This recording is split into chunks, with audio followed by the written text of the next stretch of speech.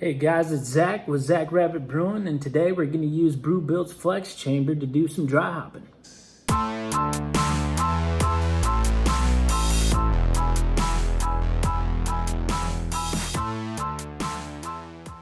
Well, alright, let's get right into it. First of all, I star sand absolutely everything. Everything's already been cleaned.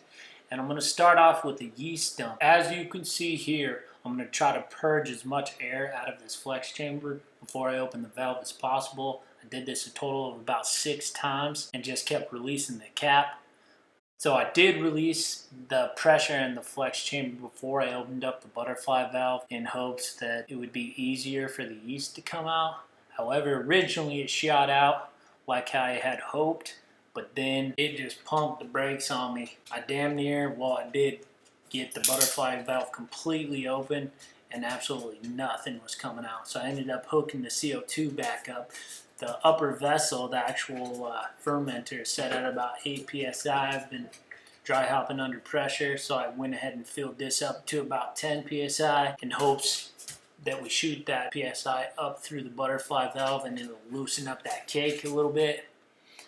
Originally it didn't really do much. I tried to wiggle the butterfly valve, then I ended up giving it a little shake and that ended up doing the trick. After that I just kind of kept an eye on it once it started coming down to see if I seen any signs of some beer. Once I started seeing a significant amount of beer, I finally just shut it down. Next time I'm just going to leave the pressure in the flex chamber and see how that works. So if you guys have any suggestions, this is actually my first conical fermenter, so what I did is sprayed down everything as good as I can, and I also got a brush, soaked it in star sand, scrubbed it down really well, try to get any loose yeast, and then I sprayed it down once more before I attached the chamber back up for dry hopping. So yet again, everything got cleaned in between. Soaked in PBW and then re-soaked in star sand. And as you can see here, again, I'm purging all the air as possible. Did it a total of 6 times and kept releasing the cap. I also released all the pressure out of the flex chamber yet again in hopes that the beer is going to shoot down and really suck up all those hops into the fermenter, which it worked absolutely great at this point.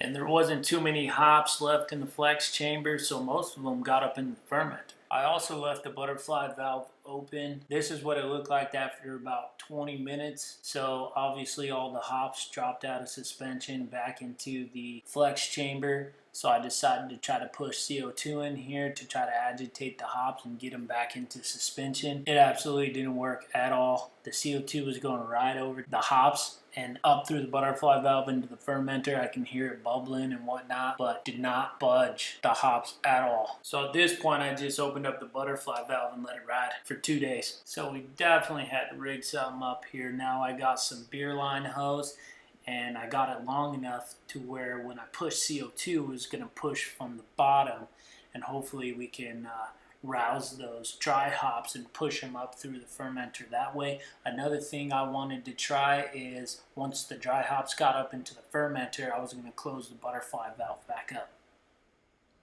So yet again, everything got cleaned, and now I'm dumping dry hop into the flex chamber. Another thing I didn't mention, both dry hop additions I used 8 ounces of dry hops, just to give you an idea. Once I hooked everything back up, then I purged the air yet again another 6 times. So when I opened the butterfly valve this time, it didn't come shooting out as fast as it did the very first time. And I think there was just some extra dry hop left over in the top. So I ended up closing the valve and let it sit for about 20 minutes. You can see here. And this is me trying out pushing CO2 and seeing what happens. So keep in mind, I got a spunding valve up top that is sitting at 8 psi, and I'm pushing about 11 to 12 psi and shooting it up through the butterfly valve, and any of that pressure that exceeds 8 psi is just going straight up out the spunding valve.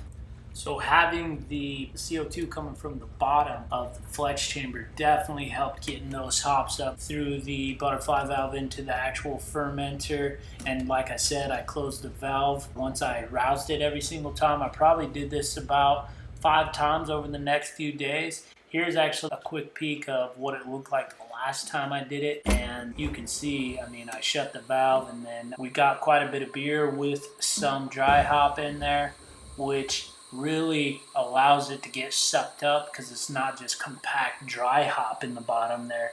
We had some beer which allows it to really move. And here I'll pull up a quick comparison. The one on the left is from the first dry hop. This one on the right is from the second dry hop. So you can tell the difference between these night and day.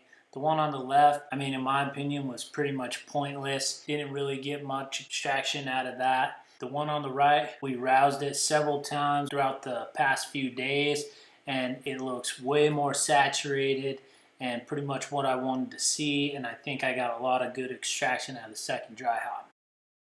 Hey guys, so hopefully this video was beneficial for you. I know it was for me. Tried a few different things, you know, I had to go back to the drawing board, whatnot. If you guys got any suggestions you want me to try, got any questions, leave them in the comment, and I'll see you next time. Cheers.